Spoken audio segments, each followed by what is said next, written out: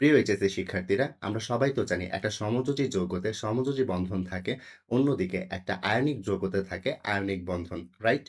তো বাস্তব ক্ষেত্রে আসলে যেটি লক্ষ্য করা যায় সেটি হচ্ছে একটা সমযোজী যৌগতে কিছুটা আয়নিক ধর্ম হচ্ছে পরিলক্ষিত হয়, অন্যদিকে একটা আয়নিক যৌগতে কিছু পরিমাণ সমযোজী প্রকৃতিও দেখা যায়। সো এই যে ব্যাপারটি অর্থাৎ একটা সমযোজী যৌগতে আয়নিক ধর্ম দেখা যায়, অন্যদিকে একটা আয়নিক যৌগে সমযোজী ধর্ম দেখা যাচ্ছে।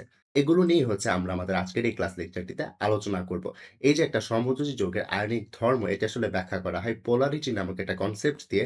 অন্যদিকে একটা আয়নিক যৌগের যে সমযোজী ধর্ম রয়েছে সেটা এক্সপ্লেইন করা হয় পোলারায়ন নামে আরেকটা কনসেপ্ট দ্বারা। আর যখন পোলারায়ন নামক কনসেপ্টটি পড়বো, তখন ফাজানের নীতি বলতে একটা নীতি রয়েছে, সেগুলো আমরা আজকের এই ক্লাস লেকচারে আলাপ করব।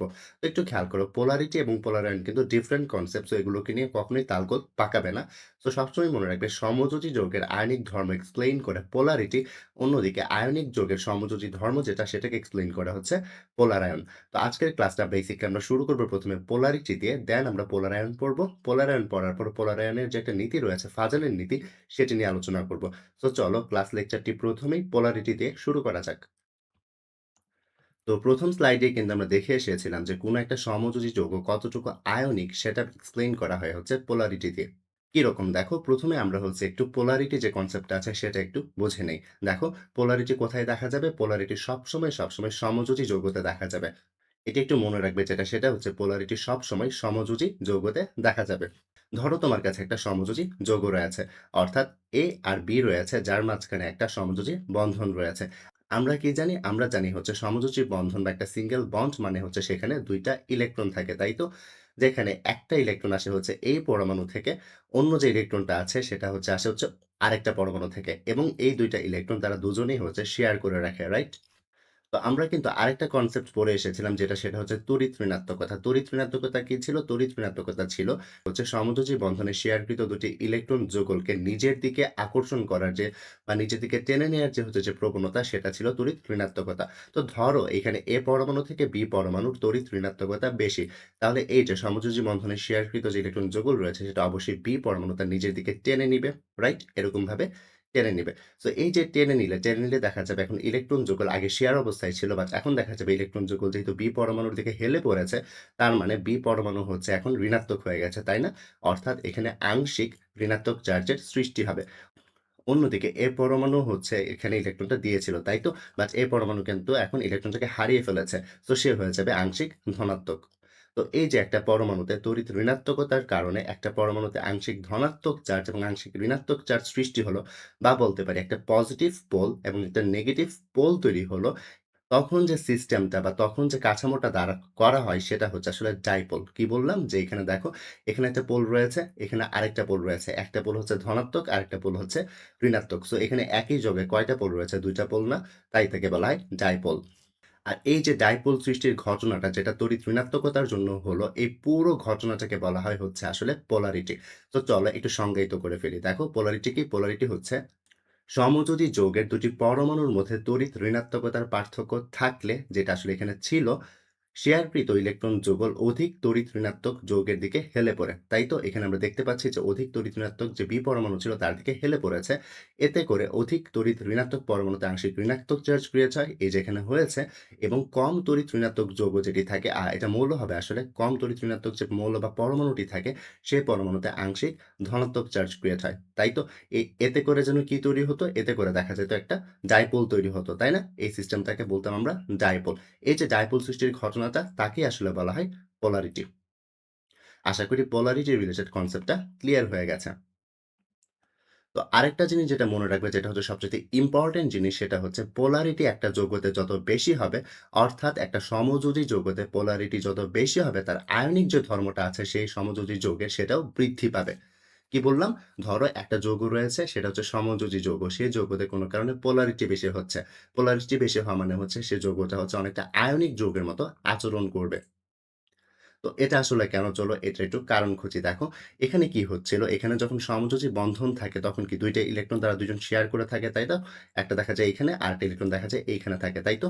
তো দেখা যায় যে এই যে ইলেকট্রন, এটা আসে হচ্ছে তার থেকে, আর এখানে যে ইলেকট্রনটা আছে এটা আসে তার থেকে, রাইট? তারা শেয়ার করে রাখতো। তো এটাই ছিল সমযোজী যৌগ। বাট এখন দেখো এই ২ টা ইলেকট্রন কি? এমন হয়ে গেছে না যে A পরমাণু হচ্ছে ২ টা ইলেকট্রন ছেড়ে তাকে দিয়ে দিয়েছে এবং B পরমাণু হচ্ছে ইলেকট্রনটাকে অ্যাকসেপ্ট করেছে বা গ্রহণ করেছে। সো এরকম ক্যারেক্টারিস্টিক্স বা এরকম যে বৈশিষ্ট্য সেটা কিন্তু আয়নিক যৌগতে দেখা যায়। রাইট? সো এখানে এই যে ঘটনাটা, এই যে ইলেকট্রন দানের মতো বিষয়টা এটা কখন এসেছে? যখন পোলারিটির মতো কেস অ্যারাইজ করেছে তখনই কিন্তু এই ঘটনাটা ঘটেছে। তাই আমরা বলতে পারি এখানে যখনই হচ্ছে পোলারিটি হবে বেশি কোনো একটা যৌগের, কোনো একটা সমযোজী যৌগের পোলারিটি যখন বেশি হবে, তখন তার আয়নিক ধর্মটা বৃদ্ধি পায়। তো একটু খেয়াল করে এখানে এই যে পোলারিটির মতো ঘটনাটা এটা শুরু হয়েছে কার জন্য? এটা কিন্তু শুরু হয়েছে এইজন্যই যে B যে পরমাণুটা ছিল, তার যে তড়িৎ ঋণাত্মকতাটা ছিল সেটা একটু বেশি ছিল। তার তড়িৎ ঋণাত্মকতাটা A পরমাণু থেকে বেশি হওয়াতে সে হচ্ছে ইলেকট্রনটাকে তার দিকে একটু টেনে নিয়েছে। তাই ডাইপোল সৃষ্টি হয়েছে। আর এই ডাইপোল সৃষ্টি হওয়ার জন্যই তো পোলারিটি এসেছে, তাই না? তো এই যে ডাইপোল সৃষ্টির ঘটনা বা পোলারিটি তার জন্য কিন্তু সবচাইতে বিগেস্ট যে ড্রাইভিং ফোর্স বা কারণটা সেটা কিন্তু হচ্ছে B পরমাণুর তড়িৎ ঋণাত্মকতা। সো এই যে বিপরমাণু তড়িৎ ঋণাত্মকতার জন্য এই যে পোলারিটিটা হচ্ছে, তাই আমরা যেটা করব তড়িৎ ঋণাত্মকতা কয়েকটা পরমাণুর আমরা জেনে রাখবো। কেন জেনে রাখবো? একটু পরের স্লাইডে গেলেই বুঝতে পারবো আমরা। বাট আপাতত যেটি বলছি সেটি হচ্ছে এখানে অনেকগুলো পরমাণু পর্যায় সারণী যে তড়িৎ ঋণাত্মকতা আছে, সেগুলো হচ্ছে আমরা একটু জেনে নিব যেগুলো আমাদের ইন্টারমিডিয়েট লেভেলের জন্য ইম্পোর্টেন্ট। আমরা শুধু সেই পরমাণুগুলোরই হচ্ছে তড়িৎ ঋণাত্মকতা এই স্লাইডটাতে জানবো। তো পর্যায় সারণীতে সবচেয়ে তড়িৎ ঋণাত্মক যে মৌলটা সেটা হচ্ছে ফ্লোরিন। ফ্লোরিনের তড়িৎ ঋণাত্মকতার মান হয় 4, অক্সিজেনের হয় হচ্ছে 3.5, ক্লোরিনের হয় 3, নাইট্রোজেনের হয় 3, কার্বনের হয় 2.5, অন্যদিকে হাইড্রোজেনের হয় 2.1। তোমরা একটু কষ্ট করে এই মানগুলো একটু মাথায় রাখবে। কারণ এই মানগুলো একটু জেনে রাখলে তোমাদের জন্য কেমিস্ট্রিটা অনেক বেশি ইজি হয়ে যাবে। আরেকটা কথা বলে রাখি, এই যে এখানে তড়িৎ ঋণাত্মকতার মান বা যে ভ্যালুটা এসেছে, এই ভ্যালুগুলো আসলে এসেছে হচ্ছে লিনাস পাউলিং নামক একজন সায়েন্টিস্টের একটা স্কেল ছিল যাকে বলা হয় পাউলিং স্কেল। সেই স্কেল থেকে হচ্ছে এই মানগুলো নেয়া। এই যে তড়িৎ ঋণাত্মকতার মানগুলো এখানে দেখতে পাচ্ছ, ফ্লোরিনের 4, অক্সিজেনের 3.5 এগুলো আসলে এসেছে হচ্ছে পাউলিং এর স্কেল থেকে। তো কেন হচ্ছে এই তড়িৎ ঋণাত্মকতার মানটা মনে রাখতে বলছি, এটা একটু আমরা এই স্লাইডে দেখি। দেখো, সমযোজী বন্ধনে যে ২ টা পরমাণু পরস্পরের সাথে যুক্ত থাকে সমযোজী বন্ধনের মাধ্যমে, সে সমযোজী বন্ধনের তড়িৎ ঋণাত্মকতার পার্থক্যের মানের উপর ভিত্তি করে আমরা কোনো একটা বন্ধনকে বা যৌগকে কয়েকভাবে ভাগ করতে পারি। কিরকম দেখো, এখানে ডেল্টা EN দিয়ে বোঝানো হচ্ছে ২ টি পরমাণুর মধ্যবর্তী তড়িৎ ঋণাত্মকতার পার্থক্য। কেমন? দেখো এখানে ধরো ফ্লোরিনের কত? 4 আছে। অক্সিজেনের তড়িৎ ঋণাত্মকতার মান কত? 3.5। যদি তাদেরকে বিয়োগ দাও, তাহলে অ্যান্সার কত আসবে? 0.5 না? অর্থাৎ অক্সিজেন এবং ফ্লোরিন যদি কখনো যৌগ গঠন করে, তাদের তড়িৎ ঋণাত্মকতার পার্থক্য কত? 5 হবে, রাইট? সো এখানে ডেল্টা EN দিয়ে আমি এক্সাক্টলি ওই জিনিসটাই বোঝাচ্ছি যে ২ টি পরমাণুর মাঝখানে তড়িৎ ঋণাত্মকতার পার্থক্য ঠিক কত? তো ধরো যদি কখনো সমযোজী বন্ধনে আবদ্ধ দুটি পরমাণুর তড়িৎ ঋণাত্মকতার পার্থক্য শূন্য হয়, তখন আমরা তাকে বলবো বিশুদ্ধ সমযোজী যৌগ বা ওই বন্ধনটাকে বলবো বিশুদ্ধ সমযোজী বন্ধন। কখনো যদি দুটি পরমাণু তড়িৎ ঋণাত্মকতার পার্থক্য 0.1 থেকে 0.8 এর আশেপাশে বা মধ্যে হয়ে থাকে, তখন আমরা তাকে বলবো সমযোজী যৌগ। আর যদি এমন হয় 0.9 থেকে 1.6, তখন আমরা বলবো পুরা সমযোজী যৌগ। আর যদি 1.7 এর বেশি হয়ে থাকে তখন আমরা বলবো আয়নিক যৌগ। কিরকম? দেখো উদাহরণ দিলে ব্যাপারটা ক্লিয়ার হয়ে যাবে। ফর এক্সাম্পল ধরো তোমার কাছে একটা সমযোজী বন্ধন আছে যেটা হচ্ছে হাইড্রোজেন গ্যাসের জন্য। তো হাইড্রোজেন গ্যাসে ২ টা পরমাণু এভাবে যুক্ত থাকে, রাইট? তো একটু খেয়াল করো এই হাইড্রোজেনের তড়িৎ ঋণাত্মকতা কত? এই দেখো এখানে পাউলিং স্কেলে 2.1 দেয়া।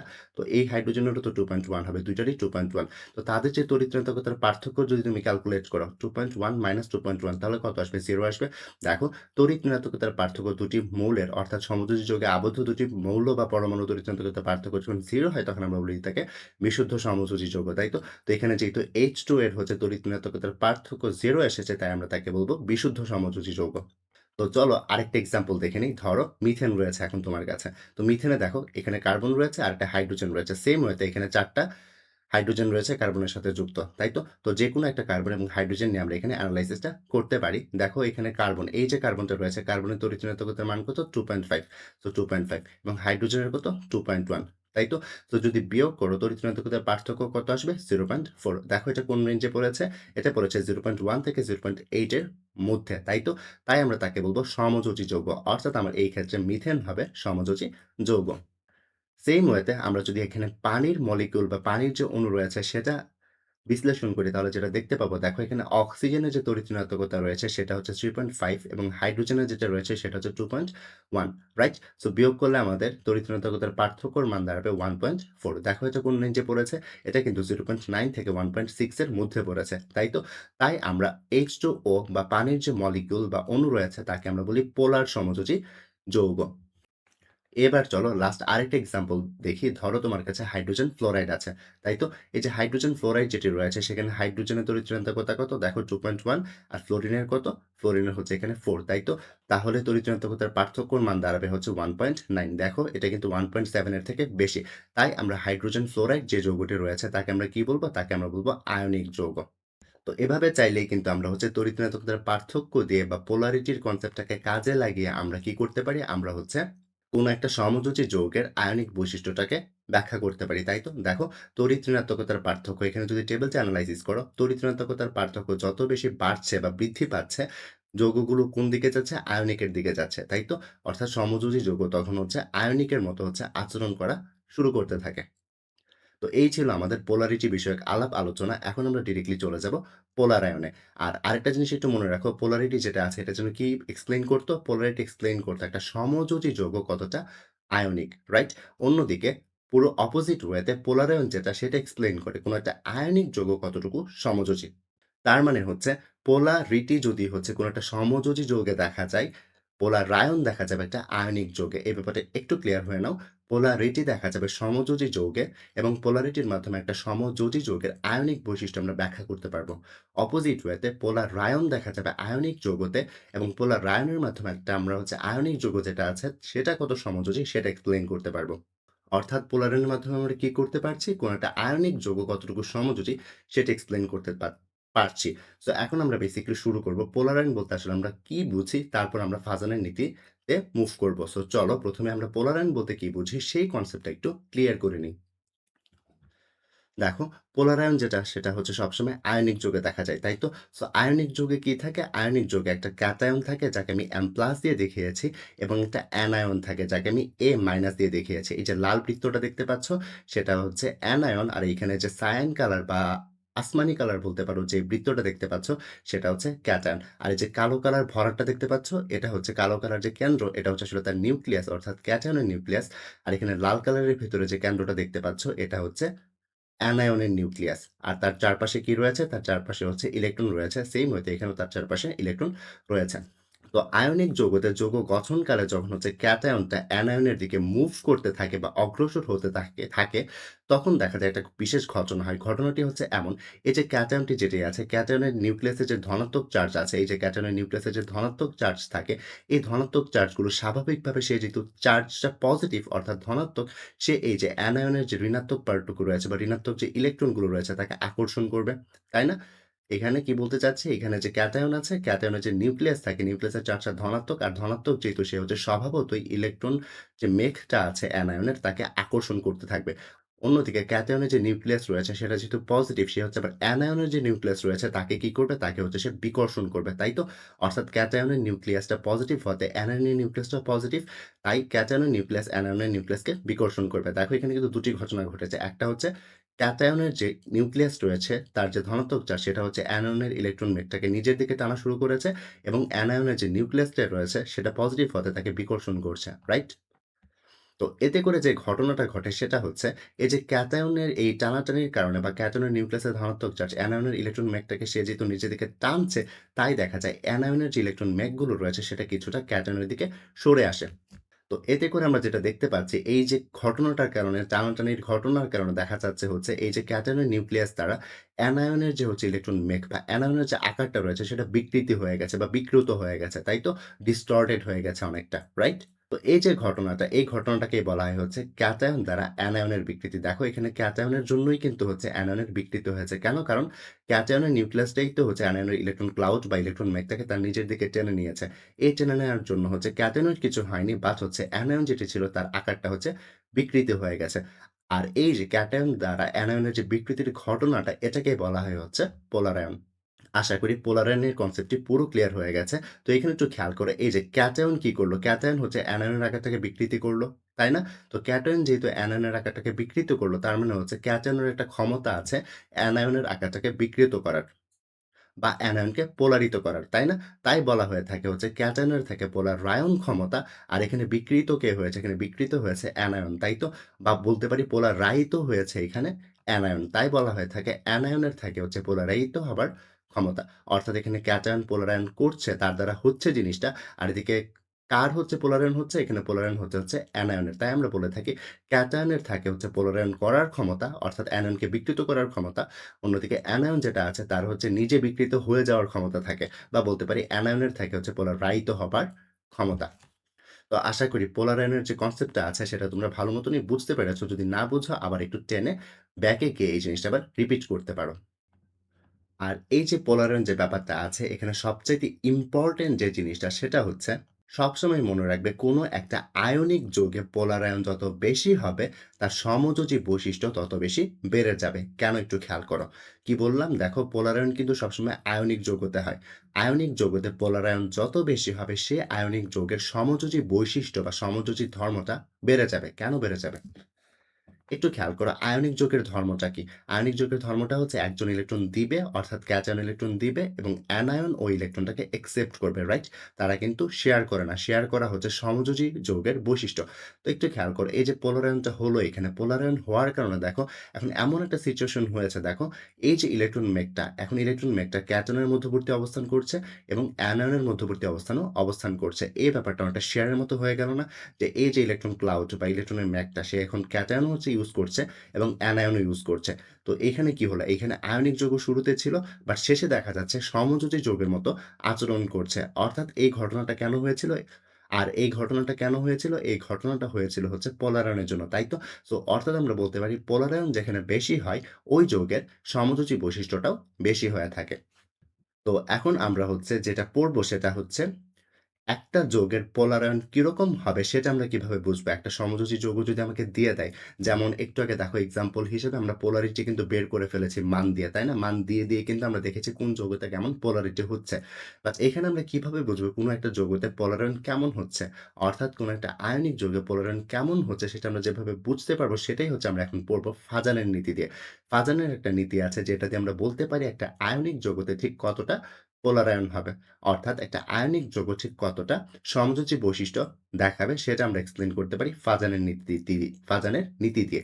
ফাজানের টোটাল ৩ টা নীতি রয়েছে। ৩ টা নীতিতে যাওয়ার আগে আমরা একটা বেসিক পড়বো এখন যেটা আসলে ফাজানের নীতির অংশ না। বাট এই বেসিকটা একটু আমরা পড়ে রাখবো যাতে আমাদের হচ্ছে যখন এমসিকিউ বা ক্রিয়েটিভ বা সিকিউ কোয়েশ্চেন আসবে অর্থাৎ সৃজনশীল আসবে তখন যেন আমরা অ্যান্সার করতে পারি। তো এখন যে জিনিসটা পড়বো কয়েক লাইনে এটা আসলে ফাজানের নীতি না। এখন যেটা পড়ছি সেটা বেসিক ক্লিয়ার করার জন্য পড়ছি। ফাজার নীতিটা একটু পর আমরা শুরু করব। তো বেসিকটা আসলে কি দেখো, আমরা কিন্তু একটু আগে দেখে এসেছি পোলারায়ন যে আয়নিক যৌগতে বেশি হয় সে হচ্ছে অধিক সমযোজী, তাই তো?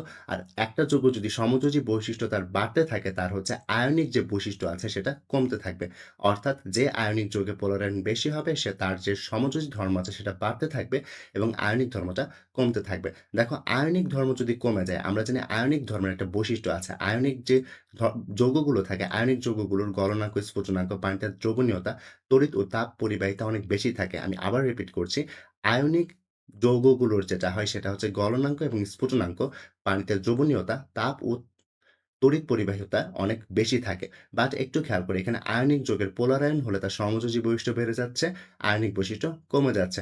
আয়নিক বৈশিষ্ট্য যেহেতু তার কমে যাচ্ছে তার মানে তার গলনাঙ্ক, স্ফুটনাঙ্ক, পানিতে দ্রাব্যতা, তড়িৎ ও তাপ পরিবাহিতাও কমে যাবে। সো এই যে ব্যাপারটা এটা একটু মাথায় রাখবে। কারণ এটা দিয়ে হচ্ছে তোমাদের ক্রিয়েটিভ কোয়েশ্চেন অর্থাৎ সৃজনশীল এবং এমসিকিউতে বেশ পেঁচায়।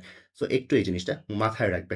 এখন আমরা ডিরেক্টলি ফাজানের নীতিতে যেটা আছে ৩ টা নীতি রয়েছে সেই ৩ টা নীতি এখন একটু আমরা পড়ব। এখানে ফাজানের নীতিটা অনেক বেশি কনফিউজিং তোমাদের কাছে মনে হলেও বাট আমরা যখন আস্তে এক্সাম্পলের মাধ্যমে করব তখন তোমাদের কাছে অনেক বেশি ইজিয়ার মনে হবে। সো চলো একটু ফাজানের ৩ টা নীতি পড়ে আসি। আর মনে রাখবে পরীক্ষাতে কিন্তু ডিরেক্টলি বলে দেয় যে ফাজানের নীতিগুলো লিখো। সো একটু এগুলো মুখস্থ রাখতে হবে। একটু খেয়াল করো ফাজানের নীতির যে ৩ টা নীতি রয়েছে তার যে ১ম নীতি সেটা হচ্ছে ক্যাটায়ন এবং অ্যানায়নের চার্জ যত বেশি হবে পোলারায়ন তত বেশি হবে। অন্যদিকে ক্যাটায়নের আকার যত ছোট হবে এবং অ্যানায়নের আকার যত বড় হবে পোলারায়ন তত বেশি হবে। অ্যান্ড লাস্ট যে নীতি সেটা হচ্ছে ক্যাটায়নের ডি অরবিটাল থাকলে পোলারায়নটা বেশি হবে। কিচ্ছু বুঝতে পারোনি, তাই তো? সো চলো একটা, একটা করে নীতি আমরা একটু ক্লিয়ার করি। সো ১ম এই আমরা এই নীতিটা ক্লিয়ার করি যে ক্যাটায়ন ও অ্যানায়নের চার্জ বেশি হলে পোলারায়ন বেশি হয় বলতে আসলে কি বোঝায়, তাই তো? সো ১ম এই আমরা একটু ফাজনের ১ম নীতিটা দেখে আসি যেটা হচ্ছে ক্যাটায়ন ও অ্যানায়নের চার্জ বেশি হলে পোলারায়ন বেশি হয় বলতে আসলে কি বোঝাচ্ছে? ধরো তোমার কাছে ৩ টা যৌগ দেয়া রয়েছে। একটা হচ্ছে সোডিয়াম ক্লোরাইড, একটা হচ্ছে ম্যাগনেসিয়াম ক্লোরাইড, আরেকটা হচ্ছে অ্যালুমিনিয়াম ক্লোরাইড। তো সোডিয়াম ক্লোরাইডকে যদি আমরা ভাঙিয়ে লিখি আমরা কিভাবে লিখতে পারবো? Na+Cl-। অন্যদিকে ম্যাগনেসিয়াম ক্লোরাইডকে আমরা ভাঙিয়ে লিখলে লিখতে পারবো Mg2+ এবং 2Cl-। অন্যদিকে অ্যালুমিনিয়াম ক্লোরাইডকে ভাঙিয়ে লিখলে আমরা লিখতে পারবো অ্যালুমিনিয়াম 3+ এবং 3Cl-, রাইট? তো একটু খেয়াল করো ফাজলের নীতি আসলে কি বলেছে? ফাজলের নীতি বলেছে এই যে যৌগগুলো রয়েছে, এই যৌগগুলোর মাঝখানে যার ক্যাটায়ন এবং অ্যানায়নের চার্জ বেশি তার পোলারায়ন বেশি হবে। তো এখানে দেখো, এখানে ক্যাটায়ন এবং অ্যানায়নের চার্জ বেশি হলে পোলারায়ন বেশি হবে বলতে কি বোঝাচ্ছে? দেখো এখানে কিন্তু অ্যানায়ন যেগুলো আছে অর্থাৎ ক্লোরাইড যেটা আছে এখানে চার্জ এই যৌগতে হচ্ছে -1 রয়েছে আর এইখানে হচ্ছে ক্যাটায়ন যেটা আছে ক্লোরাইড মাইনাস এখানেও হচ্ছে তার চার্জ -1 ই রয়েছে আর এইখানে যে ক্লোরাইড রয়েছে তারও হচ্ছে -1 ই রয়েছে। তার মানে এখানে অ্যানায়ন যেগুলো আছে অর্থাৎ ক্লোরাইড সবারই হচ্ছে চার্জ সমান, তাই তো? তাই আমরা এখানে অ্যানায়ন দিয়ে এখানে আর হিসাবটা করতে পারব না। আমরা যেটা দিয়ে হিসাব করতে হবে সেটা হচ্ছে ক্যাটায়ন। একটু খেয়াল করো। এই যৌগতে সোডিয়াম ক্লোরাইডে ক্যাটায়ন হচ্ছে Na+ আর ম্যাগনেসিয়াম ক্লোরাইডে ক্যাটায়ন হচ্ছে ম্যাগনেসিয়াম 2+। অন্যদিকে অ্যালুমিনিয়াম ক্লোরাইডে ক্যাটায়ন হচ্ছে অ্যালুমিনিয়াম 3+, রাইট? তো এখানে চার্জ কোথায় বেশি? চার্জ কিন্তু এখানে অ্যালুমিনিয়াম +3 তে বেশি, রাইট? ম্যাগনেসিয়াম +2 তে একটু কম, সোডিয়াম প্লাসে আরো কম। তার মানে এখানে ক্যাটায়নের সবচেয়ে বেশি চার্জ রয়েছে অ্যালুমিনিয়াম ক্লোরাইড যৌগে। তো ফাজানের নীতি যেটা বলেছে সেটা হচ্ছে ক্যাটায়ন ও অ্যানোনের চার্জ যত বেশি হবে পোলারায়ন তত বেশি হবে। সো এই যৌগটাতে আমার কি? এই যৌগটাতে আমার ক্যাটায়নের চার্জটা সবচেয়ে বেশি। বাট অ্যানোনের চার্জ সব যৌগতেই হচ্ছে সেম, তাই হচ্ছে অ্যানোনের চার্জ নিয়ে আমরা আর ভাবছি না। যদি সেম না থাকতো তাহলে ভাবতাম। বাট এখানে যেহেতু হচ্ছে সেম তাই আমরা শুধুমাত্র ক্যাটায়ন নিয়ে ভাবছি। দেখো তো এখানে যেহেতু অ্যালুমিনিয়ামে হচ্ছে ক্যাটায়নের চার্জ সবচাইতে বেশি তার মানে এখানে পোলারায়নটা বেশি হবে। আর আমরা কি পড়ে এসেছি? পোলারায়ন যেখানে বেশি হবে সেই যৌগটা অধিক সমযোজী। তো এখানে তোমাকে যদি আস্ক করি এই ৩ টা যৌগের মাঝখানে কোনটার পোলারায়ন বেশি হবে? অবশ্যই অ্যান্সার হবে অ্যালুমিনিয়াম ক্লোরাইডে পোলারায়নটা বেশি হবে। কারণ এই ক্ষেত্রে ক্যাটায়নের চার্জটা বেশি। আর ক্যাটায়নের চার্জ যেখানে বেশি হয়, তার পোলারায়নটা বেশি হয়। অর্থাৎ এখানে পোলারায়ন সবচেয়ে বেশি হবে তার। আর যার পোলারায়ন বেশি হয় সে কি হয়? অধিক সমযোজী।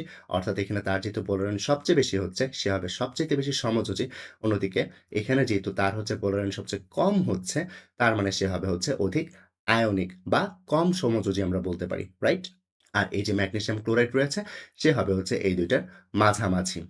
তো আশা করি ফাজানের ১ম নীতিটা তোমরা বুঝতে পেরেছ। এখন ধরো পরীক্ষাতে তোমাকে কোয়েশ্চেন করা হয়েছে এইখানে তাদের আয়নিক এর ক্রম লিখো। অর্থাৎ এই যে যৌগগুলো রয়েছে তার মাঝখানে কোনটা সবচেয়ে বেশি আয়নিক সেটা লিখো। তো একটু খেয়াল করো এখানে আয়নিক সবচেয়ে বেশি কে ছিল? সোডিয়াম ক্লোরাইড, তাই তো?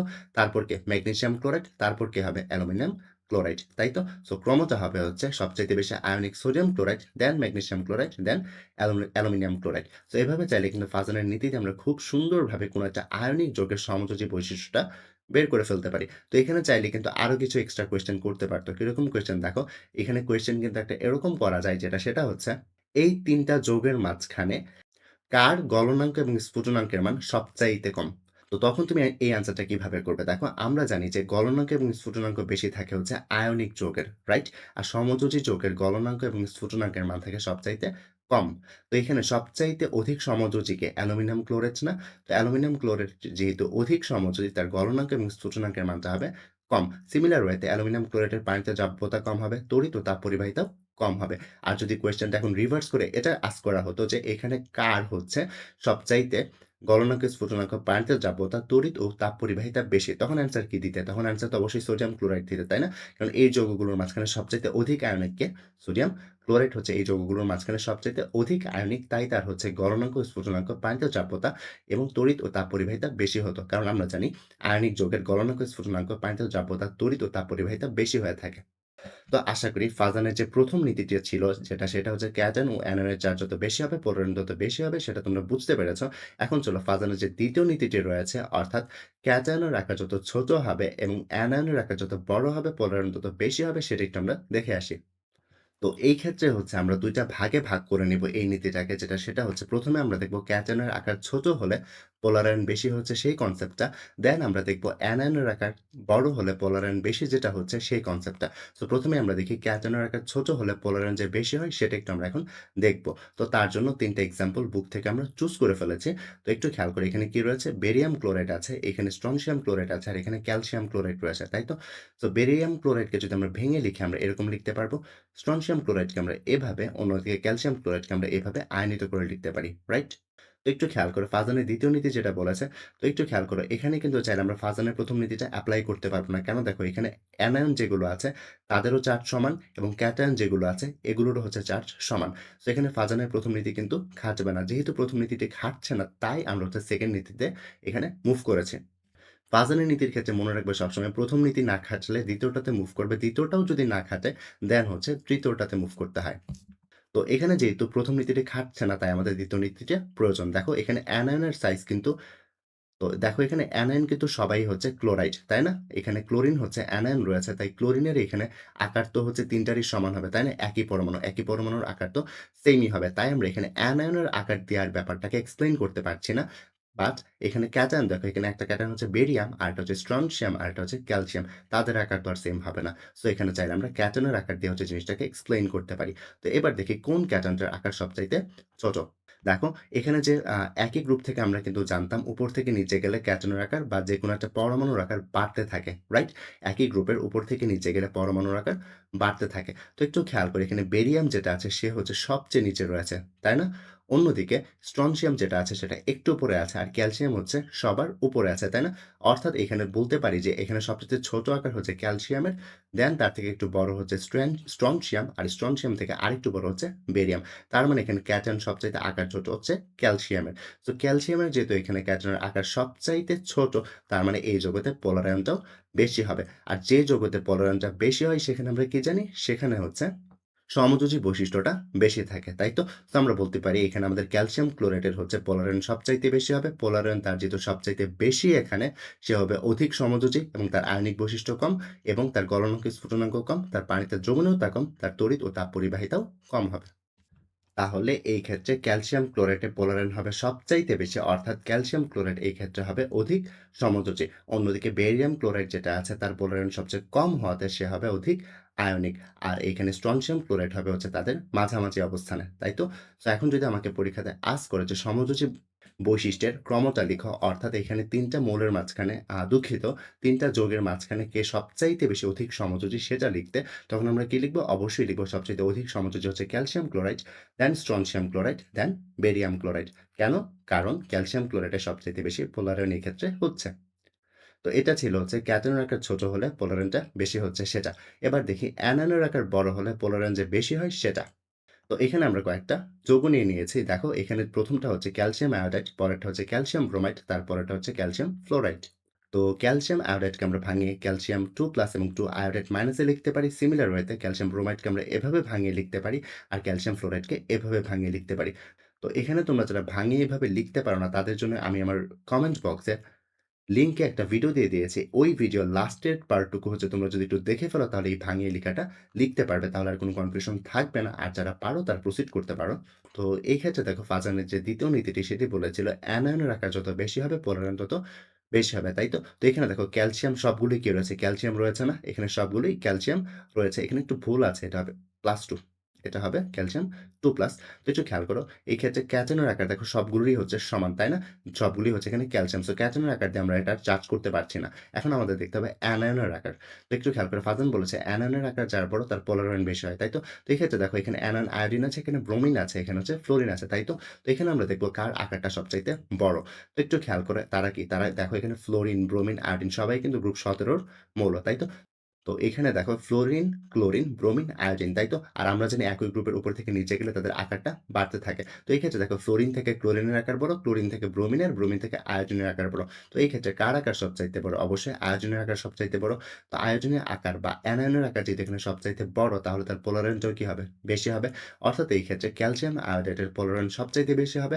আর আমরা জানি পোলারায়ন যার সবচাইতে বেশি হয় তার সমযোজী বৈশিষ্ট্যটা বেশি থাকে, আয়নিক বৈশিষ্ট্য কম থাকে, তার গলনাঙ্ক স্ফুটনাঙ্ক কম থাকে, পানিতে দ্রবণীয়তা তড়িৎ ও তাপ পরিবাহিতাও কম থাকে।